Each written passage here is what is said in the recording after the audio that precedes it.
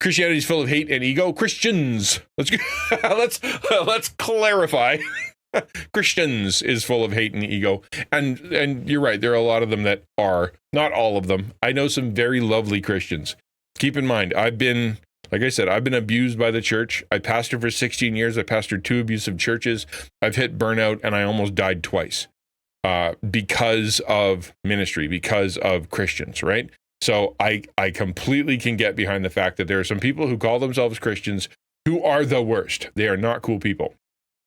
And when you poke their buttons and you don't, submit, and you don't do what you're told, and you don't, et cetera, they get more hot under the collar. They do horrible things, and then bad stuff happens. And it's true. Some Christians are full of hate and ego, but Christianity, like the Christian gospel, and a lot of Christians, a lot of believers, aren't full of hate. They're chock full of love, and they're not full of ego. They're actually really good servants, really humble people that are wonderful to be around. I'm very blessed to be part of the church I'm at right now, right? This is part of the church that I'm at right now. The pastor is fantastic. And here's the thing. I sat with the pastor, right? And he kind of knows me. I've been a pastor in the area for a long time. And so I'm going to his church as, a go to the church guy, not as a pastor. And he sits with me, and I start telling him sort of my life. And instead of, trying to solve problems, or instead of being overwhelmed, or instead of freaking out or digging for dirt or whatever, or going, wow, that's really terrible. No wonder you're not he was like, I don't know what to say to that. That's a lot. I don't know anybody carrying that much. What can I do to help? If anything, I'm sure I can't help, but, and that was his response. And I said, thank you for listening. He's like, well, I'd love to come back and listen again. So how about that? And I'm like, that's exactly the right thing to say. And he's just a great guy, great preacher, great church, great, I'm really enjoying being just going. It's been lovely there. But not all churches, not all Christians are like that, right? And growing up with God hates this God hates that. It's like, so God is German during the mid 1900s, if you catch my drift. No, I know, it's okay. It's typos. I try to look past it, right? And catch my drift. Yeah. So in a sense, if your perspective and the way that you see Christians and the way that you see Christianity, it's going to be based on your experiences with Christians, right? In the same way that for a long time, like if you go all the way back to before Jesus was born, right? So you have the Pharisees, all of Judea, all of Jewishness, all of Jerusalem, everything with a J, thought God was just the worst, right? He is overbearing, and he's got too many rules, and he doesn't want anything to be fun, and he doesn't like women, and he makes everything difficult on everyone. He doesn't like children. He doesn't like poor people. He doesn't like anybody who's sick. He's just against everyone except for apparently the rich people and these religious jerks. That's it. Jerusalem. Yeah, exactly. So that's the kind of God that they saw. Why? Because the people who were teaching them, the Pharisees, the Sadducees, the ones who were in charge of the law, the ones in charge of teaching, right? Those are the ones who were telling them what God was like. And that God was a jerk. They were misrepresenting God to the people. And so when Jesus came, he's like, well, actually, I love sinners, and I love people, and I love hanging out with folks that aren't, and I will go and touch the people that no one will touch, and I will go and talk to the people no one will talk to, and I'll go and forgive the people no one's forgiving, and hang out with the people no one's hanging out with. Like, that's me, I'm God. To the point where that it made the Pharisees so angry that they killed him, right? That's how that worked. And so we now know, and later read the gospel, we see in the Old Testament who God really is, and he was misrepresented. So it sucks that God is misrepresented to you, right? God killed 2 towns, right? If you're talking about Sodom and Gomorrah, yeah. But be perfect on a nuclear town. That is half the gospel, okay? So it's God's standard for humanity is to be perfect, but it's not because it's like you be perfect or else. It is his standard is that you are perfectly loving and perfectly gracious and perfectly kind and perfectly generous, that you take care of each other, that you love each other, that you serve each other, that you're like God.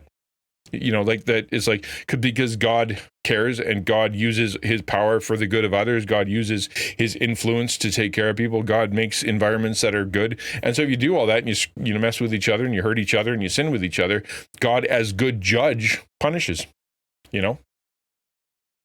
So, well, that's the thing, right?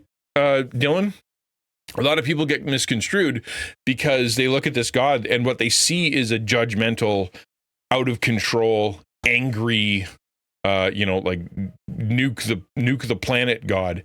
And in a sense, God does have that right. I mean, he created us. He can do whatever he wants, right? Meta yandere. Maniac yandere. That's a good line. I like that. But you got to remember that you got to balance two things, right? You got to balance two things. One is are the people wrong? The people that are getting nuked, the people that are getting in trouble, the people that are getting, judged, are they wrong? Right? Are they innocent? Does God hurt the innocent? No. Does God hurt people who don't deserve it? No. Does God know exactly what they did and exactly what they're going to do? Yeah, he does. But the other question is, does he love them and does he make a way out from underneath that? Right? Does he do it immediately? No. Does he give them a chance? Yes. Does he warn them? Yes. Does he go and say to them? Does he send prophets and people and teachers and all sorts of people to come and say, hey, listen, this is what's going to happen and this is what you should, be careful, and, trying to teach them and give them law and give them book and give them people to explain, this is how things are supposed to go. You need to take care of each other. You're not taking care of each other. You are hurting each other. And if you don't stop hurting each other and hurting yourself and hurting others and profaning me and just being the worst, I have to punish you, because as a good God, as a good father, as a good, ruler of everything, I can't let that go because you're hurting people.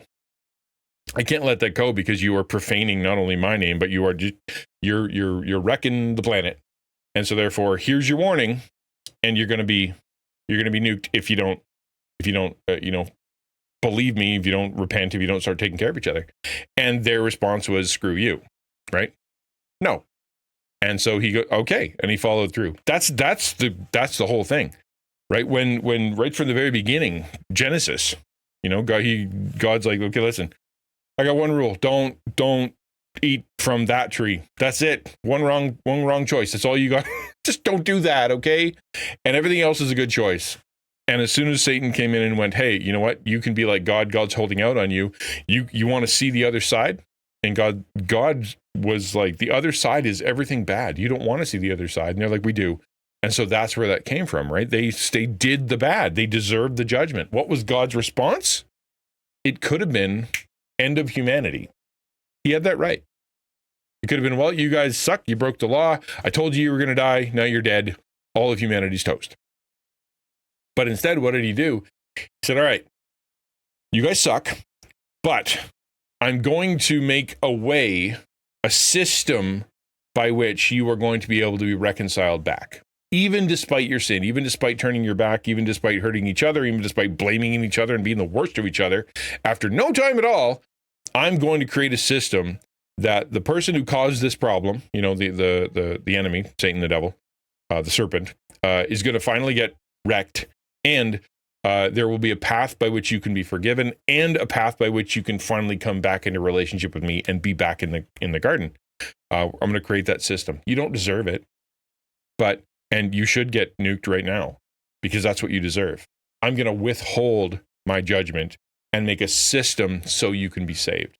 That's grace. Right? That's grace. Did he have to do that? No. It's like the dad, like you get a dad and the kid screws up. That dad is a choice, right?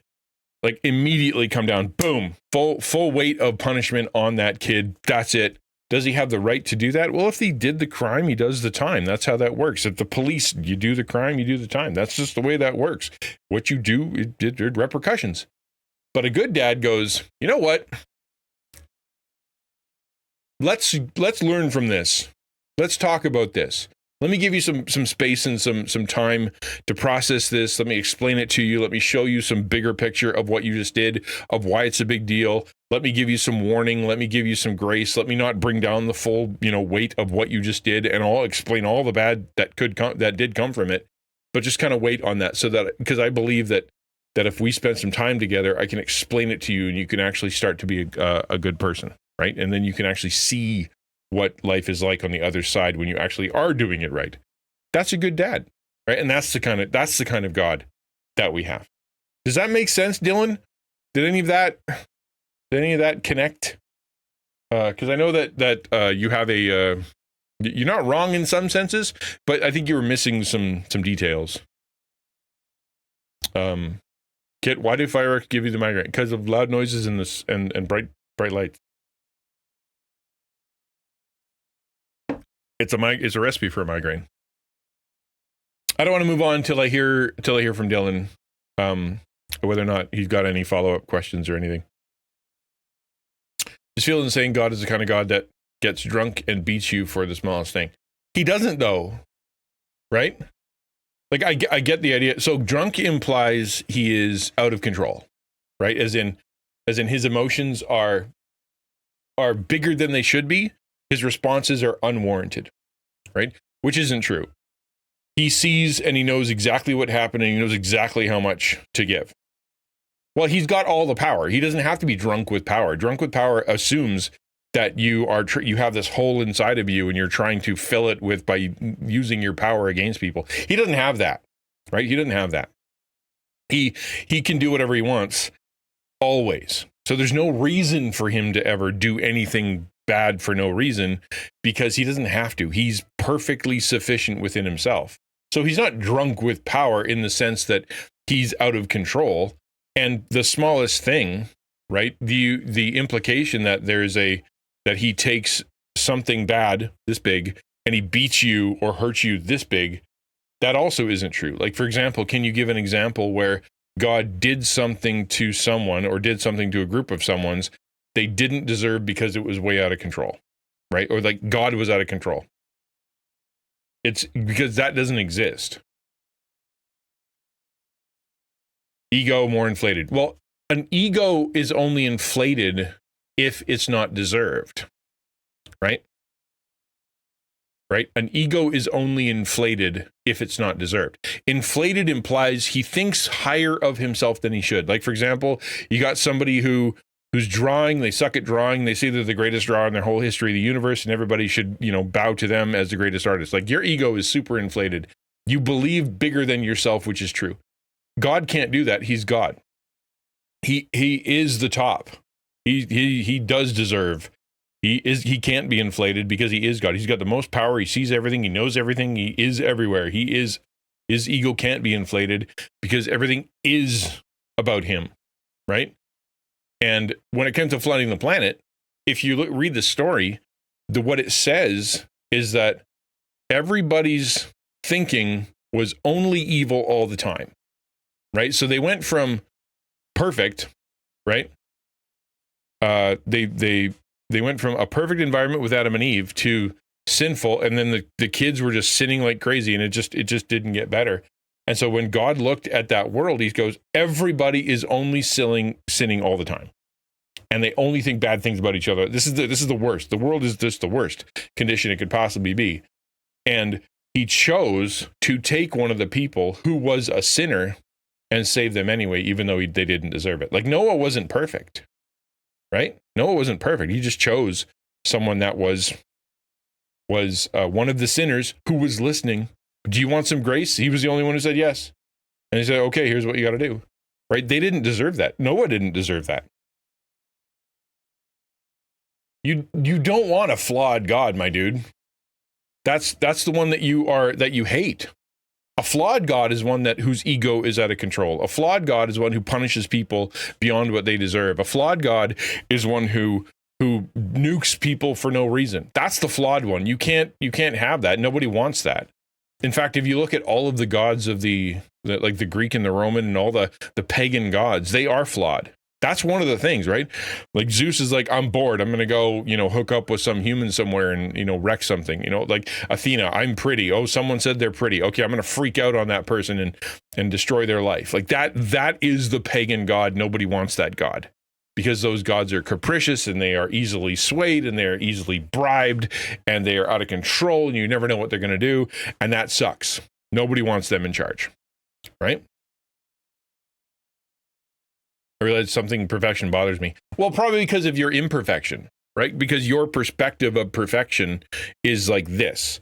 And because of your perspective of how perfection should be, and God doesn't line up with it, that you are, your flawed understanding of perfection is the thing that screws it up. Like, for example, you think that a perfect person never gets angry. A perfect person would never hurt anybody. A perfect person would never judge anybody. A perfect person would never send anyone to hell. A perfect person would never have a law, right? They would always be nice and they'd always be cool and they'd always be kind and they'd always be forgiving and they'd always let everything go all the time, right? So in your mind, the perfect person doesn't have a spine.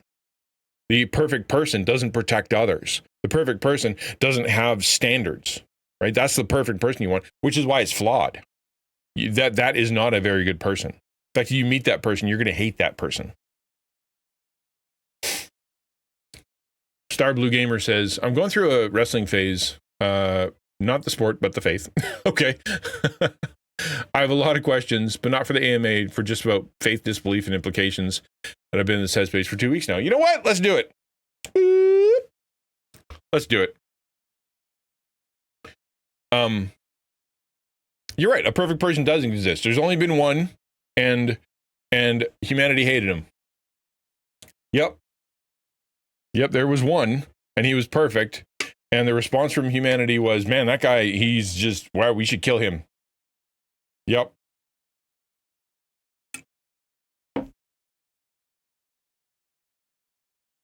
Star Blue, hit me. Bring him on. That's what I'm here for. Let's go. This is good. I could use a good AMA, a good off the cuff AMA stuff. So what's going on, Star Blue? Let me know. I just rapid fire those things in and I'll do my best. The thing is, it's not that there's a matter of perfection is not a flaw. That didn't make any sense. That's saying white is black and black is blue. And sharp is dull and dull is sharp and eyes are feet. You can't just say that because you've decided that that's true. It's not true. It can't be by definition. Perfectionism is, right? Perfectionism is, that's for people who are so trapped on the realm of that nothing could ever be good enough that they actually harm themselves and others. That's a problem. But God doesn't have that problem. Because he is perfect, and he is all powerful, and he is all knowing, and he is all present. Like he really can do perfect because there's no flaw in his understanding or his power. I'm colorblind, so blue is purple. Well, I mean, there's an illustration in there, right? Right? Because you see the world in a different way, from your perspective, colors are, in your mind, colors are correct. Right? Like that is purple. To the rest of the world and to anybody who sees correctly, it's not. But because of your perspective and because of the way your brain works and because of the way your eyes work and your cones work, because of your experience, because of what you've been told, you see it incorrectly. The question is, can you trust that someone else outside of you can say, actually, no, that's not blue, or that's not blue, it's purple? Right? Can you trust that someone else? And you do. Based on what you just said, I'm colorblind. I admit that I don't see things correctly. I admit that when someone says something is purple or blue, I see it wrong. I admit that my perception is off. So I'm going to go with the authority of others, even though everything in my perception says it's wrong. I believe them because I think there's something flawed in me. That's what you're saying. And you're right. Is it possible that your perception of God is similar to you being colorblind? And that the way that you see And everything that you believe and the way that you understand is actually wrong because you're not seeing correctly. And you need someone else on the outside to explain or to show you or to tell you the truth so that you have to change your thinking. So you can go, when I see this, I see it wrong. Is it? I see things black and white. I know this. I do too. I like black and white. Thank you for the sub. I appreciate that, dude. No, do not apologize for subscribing. It's helpful.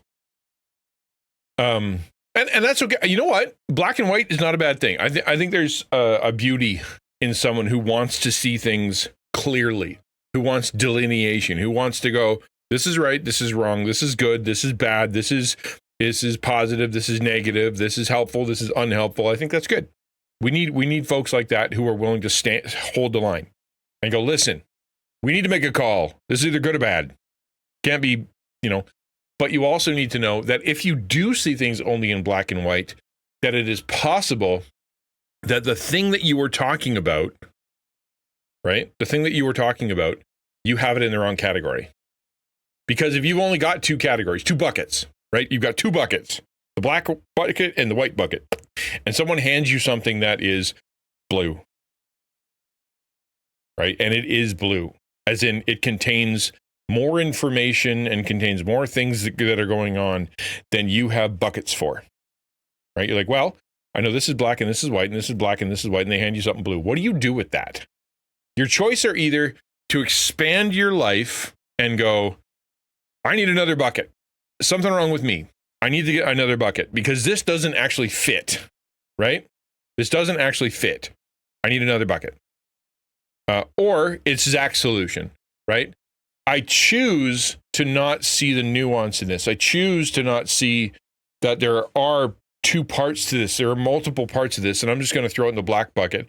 And anybody who says that's not black, I'm going to fight tooth and nail for, because I want to keep only two buckets. My life works better with only two buckets. And if I have to add more, then I'm just going to get frustrated and I'm going to get upset and I'm going to be arguing and I'm not going to know what exactly I'm talking about. And it's going to be difficult to manage life because the buckets, there's too many and I don't understand them. Life works better with two, right? But the problem is there really are blue and purple and yellow. Those do exist. And a mature person learns to figure out how to have more buckets that they deal with, and then to go, I don't know what to do with this one. And I'm just going to hang on to this one and try to talk to people about this one and ask about this one until I figure out what bucket to put it in, or if I need a new bucket. Right?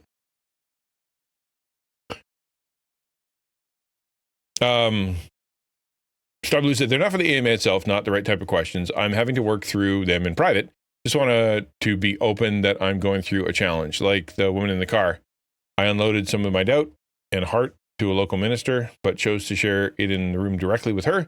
But the questions I've got are very personal. Sorry, I can't share. No, dude, no. I thought, no, I'm just like, if I can help, let me help. But if I can't help, then totally fine. I'm glad you're working through some stuff. I'm glad you're getting counsel.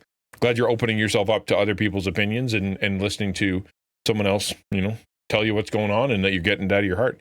I believe strongly that if you got something inside, you should be sharing it. It makes life a lot easier to open up. So good for you. Well done.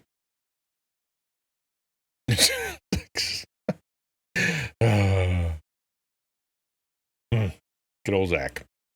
I think I'm working in the other direction. Sometimes I feel like everyone feels sorry for me, and I think I don't realize I'm very flawed, so their friendship is more pity than genuine. That is true, right?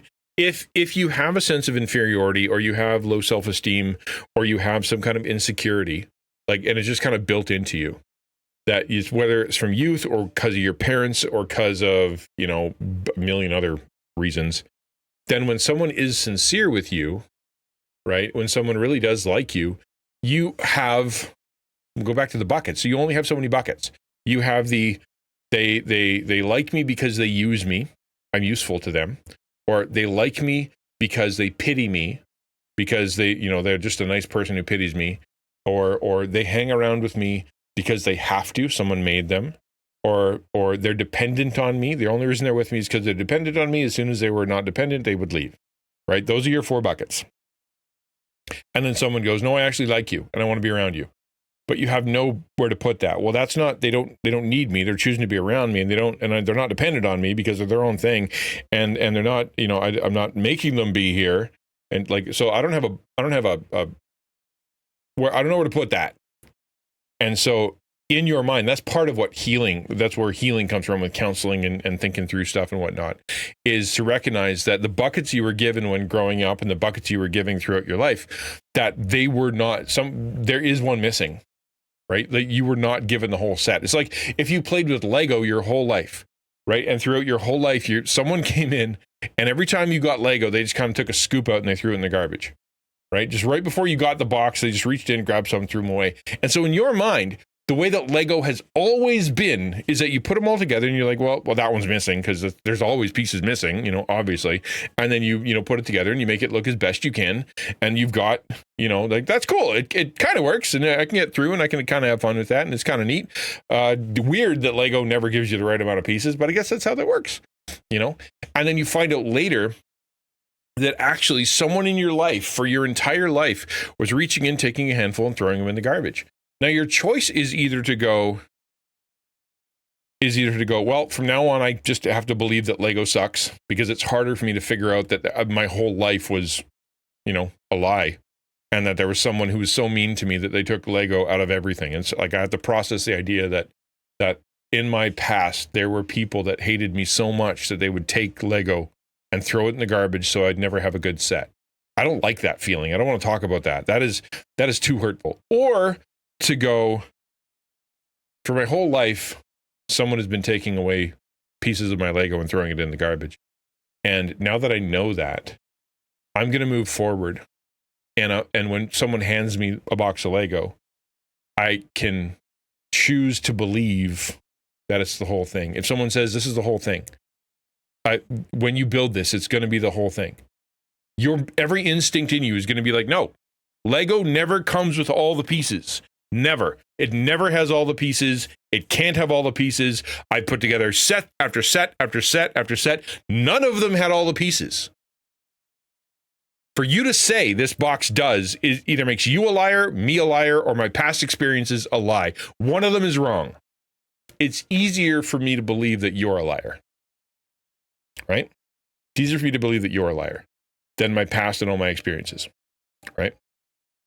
Okay. So you take the box, and then you open it up, and you build it, and it's got all the pieces. Now you're left with a choice. You either have to reframe your entire life and to believe that person gave you all the pieces, and that person is different, and that person actually cares about you, and that person isn't trying to deceive you, and that person actually gave you what you wanted in a healthy way. Or, and this is what a lot of people do, they snap off some pieces and they throw it away. Because for them, that's how the world works. And it is way easier for them to process, I'm throwing out these pieces because all Lego has missing pieces. Which in real life, like, that is where you purposefully offend that person, or you tell them to get lost, or you sabotage the relationship, or you refuse to believe that they're your friend, or you never call them because they can't possibly mean that they want to help you, that kind of stuff. That's what you do. That's you taking pieces, throwing it in the garbage, because no Lego is ever full, right? It's harder for people to grab onto that and go, maybe friends do exist. Maybe some people are trustworthy. Maybe not all men are abusive. Maybe not all women are my mom, Maybe not all educators are trying to fool me. Maybe not all politicians are bad. Maybe not all, businesses are trying to screw me. Maybe not all of them. Maybe there are some people who will give you a full Lego box. Hard to do.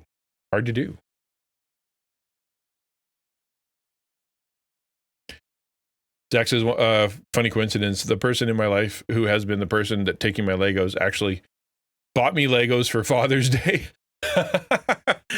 Really? That is ironic. There's some irony there. And yeah, it's called trauma. Yeah, it's called trauma. Yeah. You mean metaphorical Legos or real Legos? Now I'm confused. My broken mind thinks of the metaphor. I wouldn't want to build bridges with them. There'd be pieces missing. Yeah. That's the thing. Of course, and there are people. That's what you've learned. So the advantage of trauma is that you've learned that there really are people out there that suck, right? Like for me, there are churches, whole churches that suck. And that's just like, they've got some nice people in them, but they are so fundamentally broken that they're danger to be part of. Those churches are bad. You know, they are out there. In my broken brain, I want to say, well, then all churches are bad. I'm going to make my own. All churches are bad. I'm going to go online. All churches are bad. I should never go to one, because that's easier than thinking I need to go find the good one, because it's better for me to be part of the good one than to not be part of one at all. Right. And so, yeah, there are some people out there. They will. The bridge is going to be missing pieces, or they're going to use pieces that are going to break because they want to fool you, because they're trying to hurt you. Yeah, those people do exist. But does that mean you should never build a bridge ever again? Does that mean you should always live on the bad side of the river? No. It means that you got to be careful about who you build with, but you have to, as a human being, keep trying to build the bridges. Otherwise, you're going to be very lonely and very bitter and very sad and very frustrated and always just kind of hate the world. And like Chrono was saying, right? Then every relationship you have, you can never believe that it's really going to work out. You'll never step across the bridge because you can't believe that it's going to actually sit, right? You can't believe it's going to actually work. So you will, okay, then I'll build the bridge with you. I will pretend to build the bridge with you. I know exactly how to fake what it's like to build bridges with you. We're going to make this bridge. You're going to believe that I'm building a bridge with you, right? And then that person says, okay, let's go. And you don't get on the bridge. You never take the final step because you in your mind, there's no way that person could be trustworthy. At some point you have to go walk across the bridge. That's what healing is. That's where you learn there are good people out there. There are there are trustworthy people out there. They are out there. But your experience, because of how you grew up and because of the et cetera, just taught you otherwise. You have to fight against that. That's what counseling is. That's why you go to counseling, is to figure out how to cross the bridge, figure out how to build the Lego, figure out how to find your buckets and create another bucket for that. That's what that counseling is. Talking it through and figuring out that your perspective, your color blindness is wrong, and that your perception of the world is wrong, and that you need someone else to go, actually, no, that's purple. It's not blue. You're wrong. That's what counseling is. Hard to do. Hello, Shepard. Good to see you. Crazy to come in at this time. Been wrestling with this lately. Yeah, it's hard to do. Hard to do. Do you want to share a bit more? For me, leaning more fundamentalist, the churches I've been to that are strong biblically have more harsh in their language, and the more liberal style churches are full of love, but never read or reflect on the Bible in their lives. I think also, what type of Christian am I? Loving or harsh myself? Yeah, well, again, that's the buckets, right?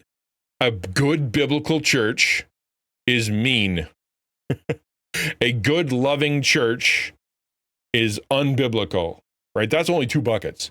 There is another bucket, right? There is another bucket, right? There's the bucket where we hold to the standard of Scripture, and that is the way that we do things.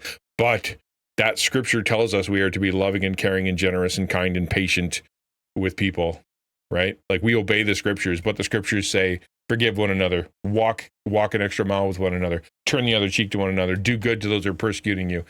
Be long-suffering with each other, be patient with each other, bear one another's burdens with each other, encourage one another, spur one another on, make sure you go find one another. You who are spiritual, go and get the ones who are all screwed up and bring them back. That's the Bible. Bible says that too, which is not harsh and judgmental. That is kind and generous and self-sacrificing, right? Servant of all is what the Bible says.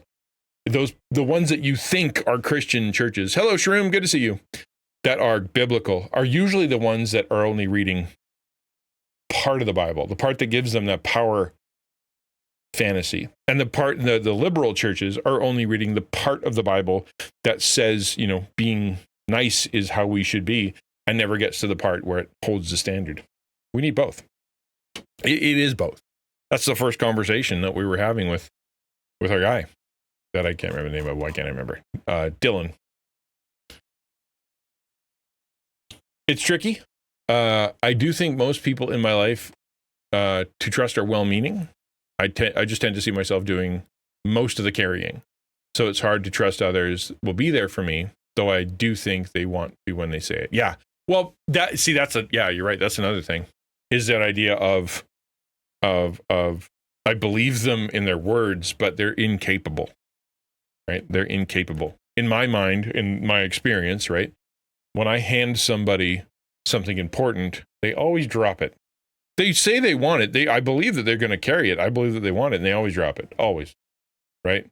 So therefore, I love that you want to help. But I know for a fact, based on all my experiences, you can't. I don't know anybody who can. Right? I have this situation right now with friendship. Right? I have this situation, right? I know you say you want to be my friend. I know you say that you know how to be a friend. I know that you believe you want to, talk to me and help me and carry my burdens and be close to me and whatever. I know you say, I don't disbelieve you. What I disbelieve is your ability to actually do it. Because I have had many people in my life that I have shared that stuff with or talked to or tried to be friends with, and they inevitably break. Being my friend is too hard. So thank you for being cool.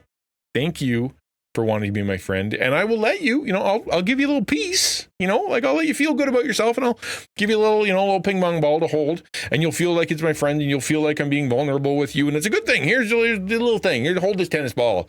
You're going to feel good about it. And then you'll be like, oh, wow, we're good friends. Yeah, you'll feel like that. And I appreciate you holding the tennis ball. I'm not giving you the bowling ball. That is actually the thing I'm holding, because everyone I've given it to has dropped it. Then it rolled away. It hurt them and they left. I'll just keep the bowling ball. Thanks. Because it's not worth hurting more people. Can't trust people to hold on to that. That's the stuff I'm dealing with. Right. And it's just, the problem is keep getting proved right. That's the hard part. At some point, because at some point I'm going to drop the ball. It will become too heavy for me. It will become too difficult for me to hold this thing myself. And I'm going to hurt myself and it'll fall. And there won't be anybody to catch it. Nobody to pick me up. Nobody to, catch the ball. It'll just be carnage. That's why we need the other people. Right? That's why we need the other people. And it just, it sucks. It sucks. Hey, Conroy, good to see you, man. Not totally sure what you're talking about. Is that like a model? Not sure what you mean. Sam says, but how does one find the bucket when just dealing with oneself? As in healing within yourself so that you are ready to heal. Dealing with it equals healing. As in healing. When healing with oneself. As in healing within yourself so that you're ready to heal with others. So there's a bunch of ways. But I think if you, by yourself, you need to hear truth. Is it really? Oh, wow, that's crazy. It's a little big. So you, in scripture, when you're reading the Bible, you're going to come across things like forgive one another, and don't neglect to meet with one another, and it is better to be a servant, and that you are forgiven, and that you're a new creation, right? That your sin is as far as the east is from the west, and that the body needs you, and that you need parts of the body, right? You need the church. You need the elbows and the eyes of the church because you are a spleen, and that's a good thing. You all need each other. You're going to read that stuff, and you yourself, by yourself, have a choice. Either to say, God is lying and he doesn't know what he's talking about, because that is not my experience, or go, God is telling the truth and my experience doesn't line up. That means I need to figure out how to get that truth into my brain, right? What does that look like? Because if you start with, God doesn't know what he's talking about, I'm special, I'm different, I can't do that, it doesn't work for me, then you're never going to get the truth, get the help. If you start with, God is right, I don't feel it, I don't understand it, I don't know how to do that, but I know that must be correct because God said it, I'm going to try to figure out how to get there. You'll that's a path you can walk. Might take a while, might be, but at the same time, your perspective of where you start is going to be the determiner of whether or not it works. Zach says, when you mean to text your wife about a toy you want, but accidentally text into chat. How does one forgive themselves? It starts with believing that you're forgiven. Right?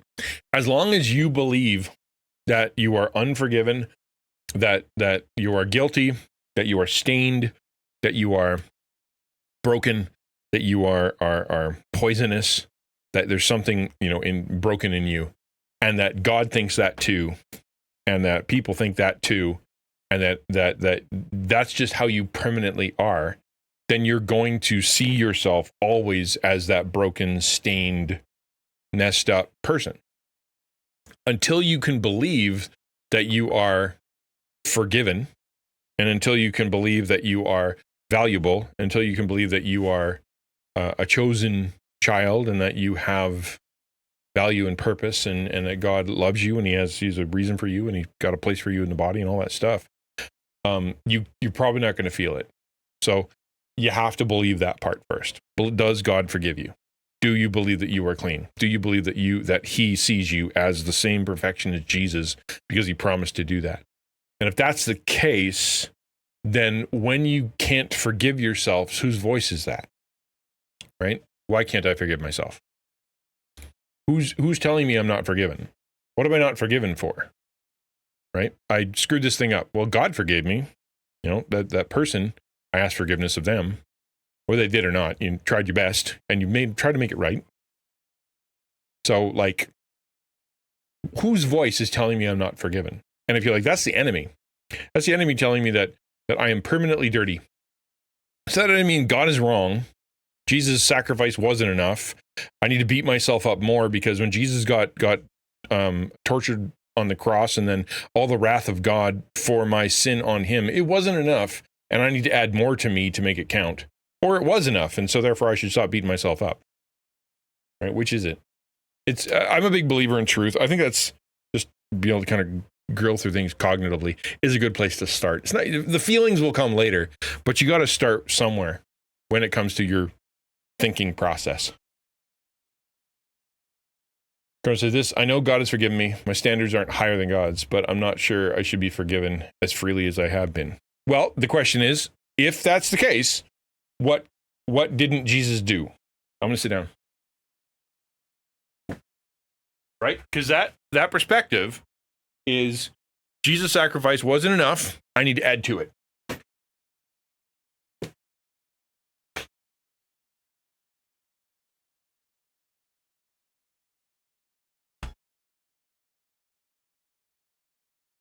And it works the other side too. That's how you forgive others. Right? Right? I have to forgive others. Yep. But, blankety blank, blah, blah, blah, blah. Okay, cool. So Jesus died on the cross for them. Right? So was it not enough? When Jesus died on the cross for their sins, and God poured all of his wrath out for them, was it not enough? Do I need to punish them further because Jesus didn't take enough? No. All right, cool. Well, they're not saved. They're not Christian. Jesus didn't die on the cross for them. So then an eternity in hell and being punished for all time in flames and darkness, separated from God, that's not enough punishment? You got to add to that? Is that what you're saying? It's hell plus whatever you come up with? Because if that's the case, then I think you're bonkers. So therefore, that allows you to forgive anybody. You forgive Christians because Jesus took all the punishment. You forgive unbelievers because your compassion says that they're going to be punished enough. Right?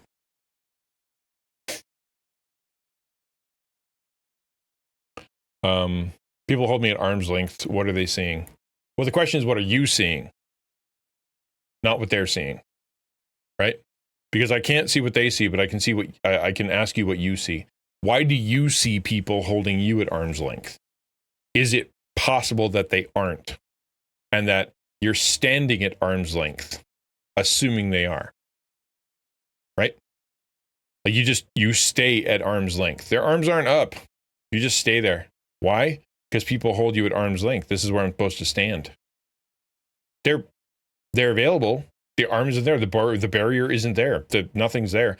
But in your mind, you stay at arm's length. Why? Because I have to stay at arm's length. If I don't stay at arm's length, then they're uncomfortable. Did they say they're uncomfortable? No, but they are. And they keep me at arm's length because, I've got something wrong with me. Did they say that? Well, no, but I do. So where's the arm? Oh, it's there. It's there. You might not see it, but I see it. Well, but it's not there. But it will be. If I move forward, the arm will come up. Okay? Like it does. Well, what if it doesn't? What if you take it a step forward and it doesn't? Well, it will. What about them? Maybe they won't.